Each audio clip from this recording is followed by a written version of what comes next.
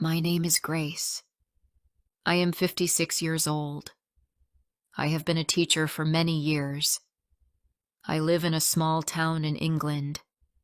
People know me as Miss Grace even today. I do not teach anymore, but I still remember every student I had. Some people dream of big houses or fast cars. I only ever wanted one thing. I wanted to teach. When I was a child, I played with chalk and books.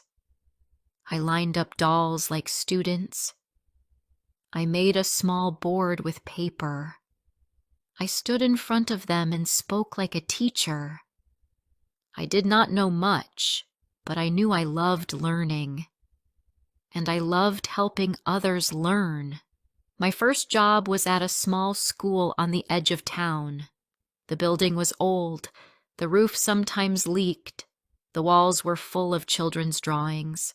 The chairs were small, and many desks had scratches. But I loved it. The day I got the job, I sat on the empty teacher's chair. I looked at the classroom, and I smiled. I was ready. The children were full of life. Some talked a lot. Some said very little. Some liked to read. Some liked to draw. But they all had dreams.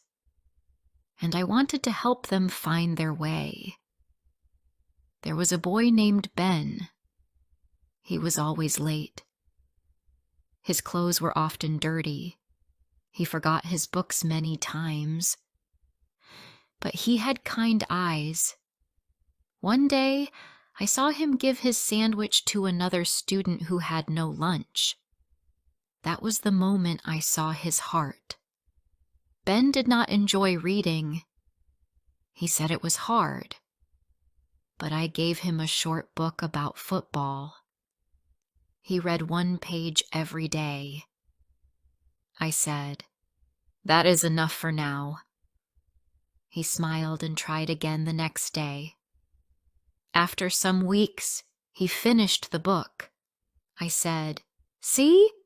You can do it." He looked proud. Another student was Emily. She sat in the front row. She was quiet and shy, but her work was always perfect. She liked writing stories. I once asked her to read her story to the class. Her hand shook, but she stood up. Her voice was soft. The class was quiet. When she finished, everyone clapped. She smiled for the first time that week. There was also Sarah. She did not believe in herself. Her mother once said to me, "She is not very smart." I did not agree. I gave Sarah small tasks. Easy reading, easy writing. Slowly, she began to improve. She looked at me one day and said, "I like coming to school now." That was enough for me. Every student had a different story.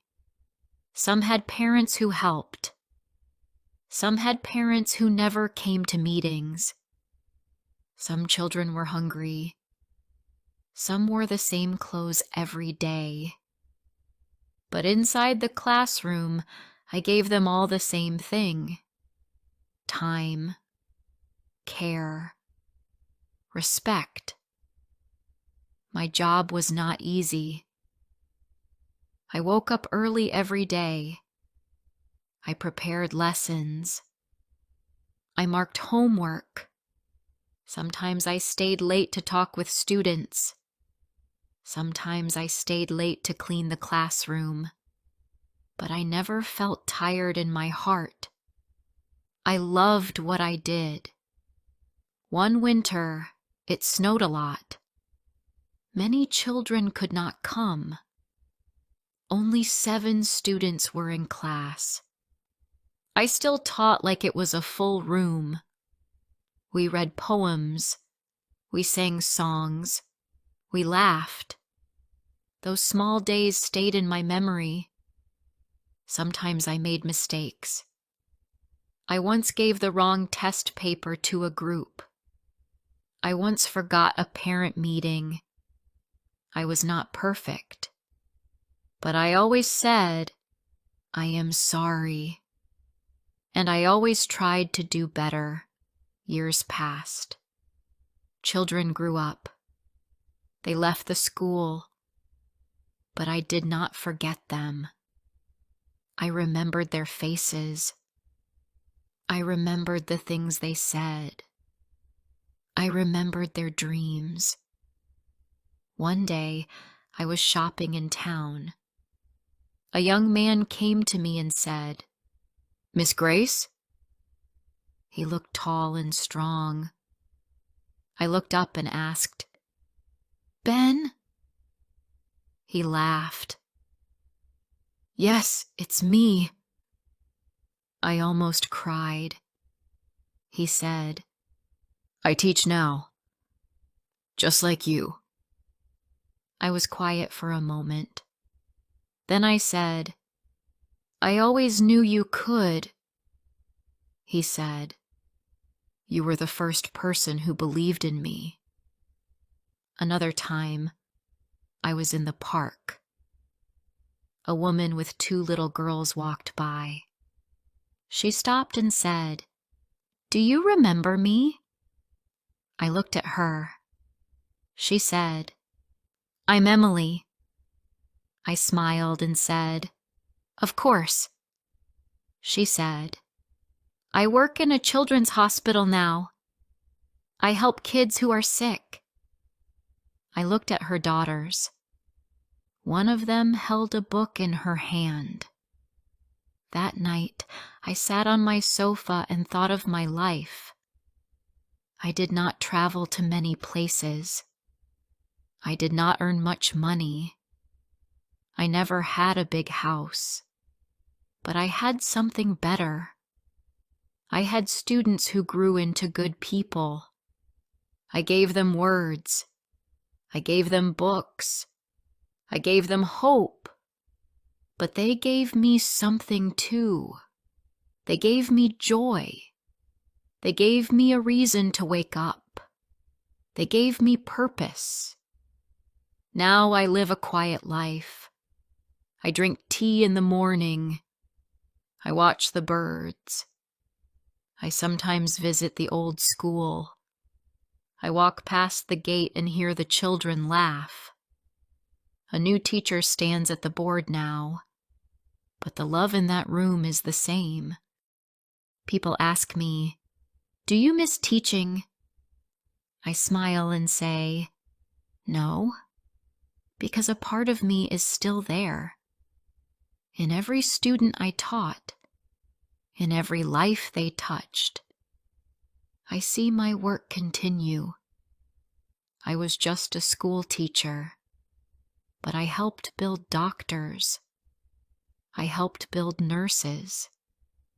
I helped build shopkeepers, writers, police officers, and dreamers.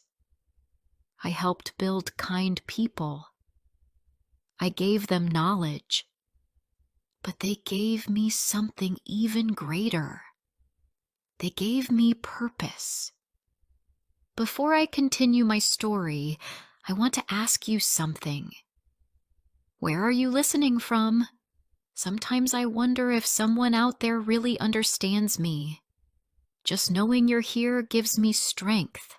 Years passed quickly. One day I looked in the mirror and saw more gray in my hair. My hands looked older. My steps were slower. But I still loved the classroom. I still felt the same joy when I heard, "Good morning, Miss Grace." Every class gave me new stories. Every student brought something different. Some liked music. Some loved animals. Some were quiet. Some never stopped talking. But all of them had something special. I only had to look carefully to find it. One boy was named Jack. He never sat still. He moved all the time. He tapped his feet. He looked out the window. But he asked many questions. One day he said, "Why is the sky blue?" The class laughed, but I smiled. "That's a good question," I said. I gave him a book about science. The next day he came early and said, "Miss, I read the whole book." Another child was Lisa.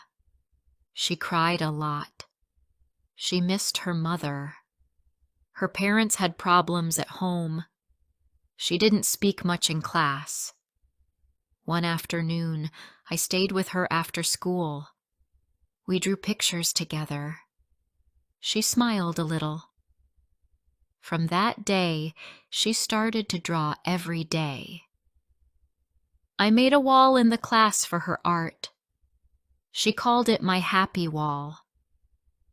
One year, I had a boy named Harry. He didn't like to write.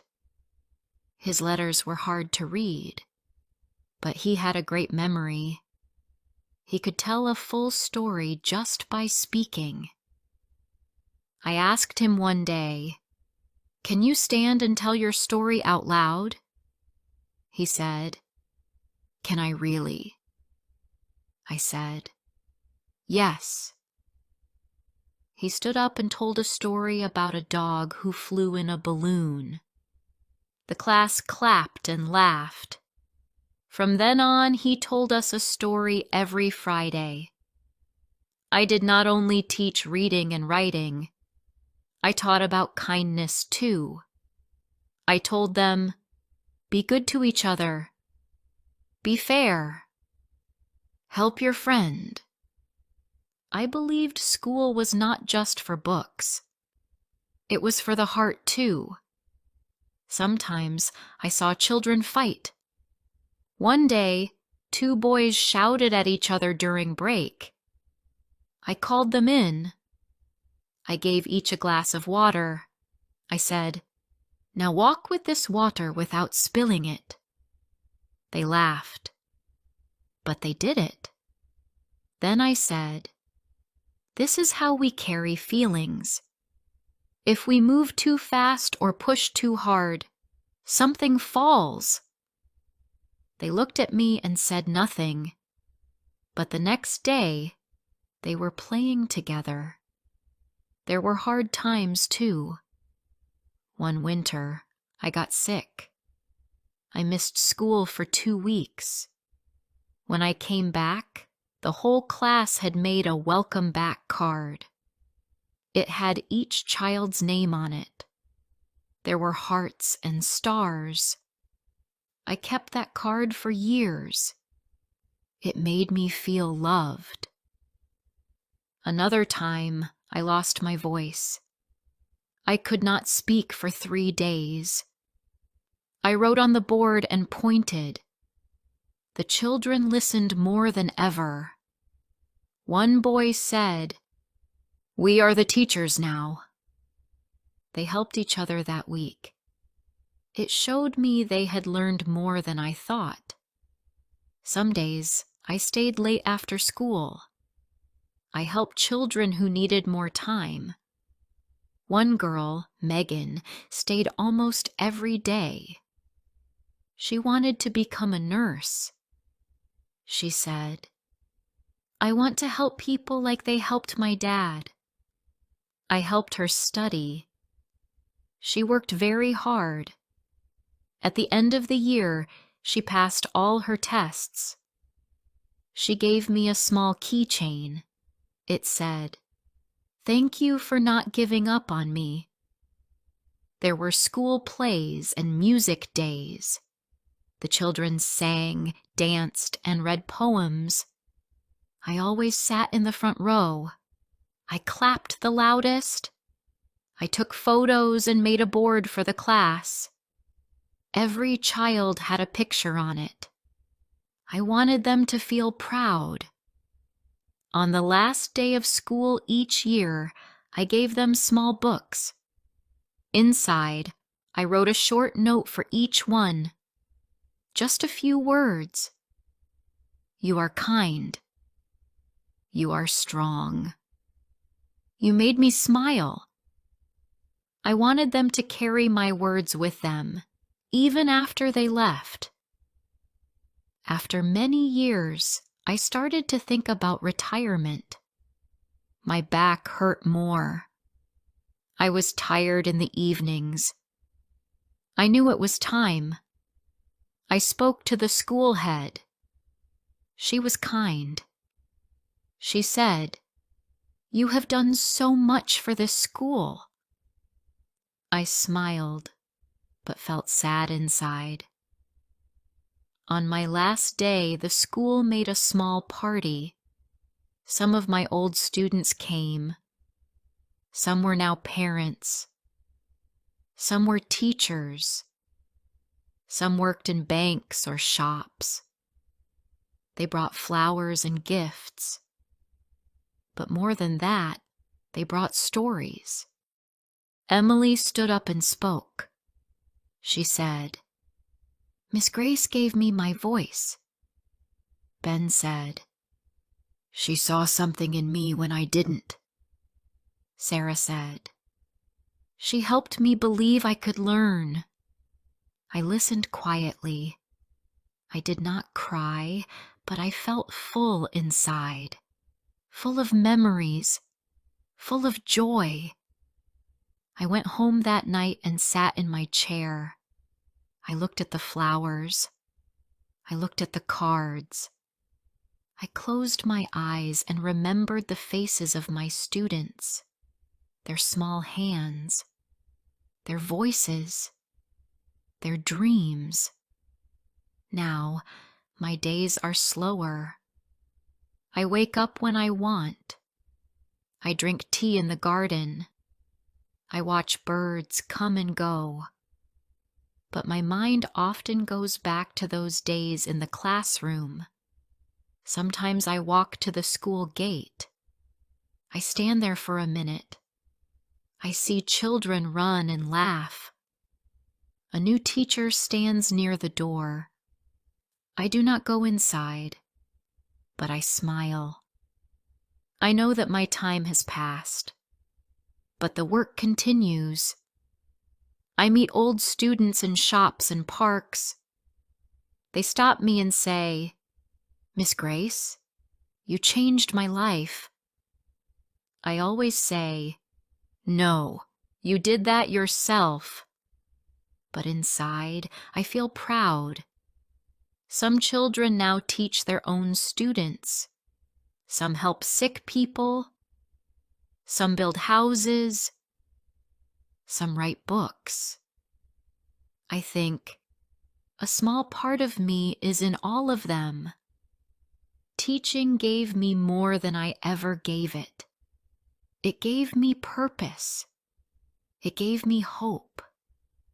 It gave me a reason to be strong on hard days. People often say, "It must be hard to be a teacher."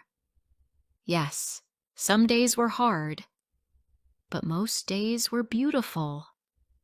A smile, a small thank you, a child who said, "I get it now." That was more than enough. When I look at my life, I do not count money. I count stories. I count students. I count moments when eyes lit up, when small voices became strong, when fear turned into joy. I never had children of my own, but I had many children in my class. I cared for them. I taught them. I loved them. And they gave me something I will never forget. It has been 5 years since I stopped teaching. Some days feel slow. Some days feel long. But I never feel empty. My heart is still full from my years in the classroom. Each morning I make tea and sit by the window. I watch the world outside. I see children walk to school. They wear backpacks. They talk with friends. I smile and think, I was part of that world once. My old school still stands. It has a new paint color. It has new teachers. But the walls are the same. The playground is still in the back. The small garden is still near the steps. I sometimes walk past and pause for a moment. One day, I met a woman near the school gate. She looked at me and said, "Are you Miss Grace?" I said yes. She said, "You taught my brother. He always talked about you." I smiled and said, "What was his name?" She told me. I remembered. I said, "He was a good boy. Very kind." She said, "He now works with children too. Sometimes I get small letters in the mail, simple notes. Thank you for teaching me," or "You were my favorite teacher." These notes mean more to me than any gift. They remind me that I was not forgotten. I often think of my old classroom, the smell of chalk, the sound of small feet, the bright morning sun on the desks. I remember standing at the board. I remember writing simple words. I remember the quiet before the bell. There is a drawer in my house. It has old photos, cards, and drawings. One card says, "You are the best." Another one says, "You made me smile every day." I look at these things when I feel lonely. They bring light to my heart. One evening, I went to a town event. People were selling food and handmade things. Music played. I walked slowly through the crowd. A woman called out, "Miss Grace?" I turned and saw a face I knew. It was Megan. She once said she wanted to be a nurse. She gave me a hug. "I work at the hospital now," she said. "I take care of old people." I smiled. "That suits you very well," I said. "You always cared about others." She said, "I learned that from you." That night, I went home and sat in my chair. I thought about Megan. I thought about all the others. I felt something warm inside, not from what I did, but from what they became. Sometimes people ask, "Do you miss your job?" I say, "No, because my job still lives in my memories." My students were my life. They gave me more than I can say. I did not teach to be thanked. I did not teach for money. I taught because it felt right. It gave me joy to see young faces change. It gave me joy to hear them say, "I understand now." There were hard moments. There were tired days, but those do not stay in my mind. What I remember are the smiles, the quiet wins, the first time someone read a full sentence, the first time someone said, "I believe in myself." One time, I saw an old student on TV. She was in the news. She helped build homes for people with no money. She said, "I want to give the way others gave to me." I knew she had that in her when she was 10 years old. Now, I look at life differently. I see time as a gift. I see people as a story. Every child I taught was a page in my book. They wrote their dreams. They wrote their fears. And they turned the page when they were ready. I never saw myself as special. I just stood in front of a class and gave what I could. But the children saw me. They listened. They tried. That was all I needed. A few months ago, the school invited me for a small event. They called it Thank You Day. I did not expect it. I wore my best coat and walked there slowly. When I arrived, they gave me flowers. Some children stood and read poems. One girl said, "We walk where you walked." I had no words. I went home and placed the flowers on my table. I sat down and looked at them. I thought, this is what a full life feels like. Now, as I grow older, I do not fear the quiet. I find peace in it. I listen to the birds. I water the plants. I write short notes to people I love. My days are simple, but my heart is still busy. Sometimes I visit the library. I read simple books. I see children sitting with their parents.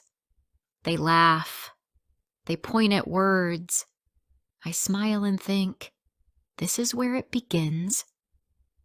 I once saw a young teacher in the park. She was reading a book and making notes. I said hello. We talked for a while. I told her, "You are doing a great job." She said, "I'm trying my best." I said, "That is all you can do, and that is enough." She asked, "Were you a teacher?" I said, "Yes." "For many years?" She said, "I hope I can be like you." I smiled and said, "Just care. That's the most important thing." As I write this, I feel calm. I feel proud. I look back and see many faces. I see young eyes full of dreams. I see hands raised. I see books open. I see children walking into the world, ready. I gave them knowledge.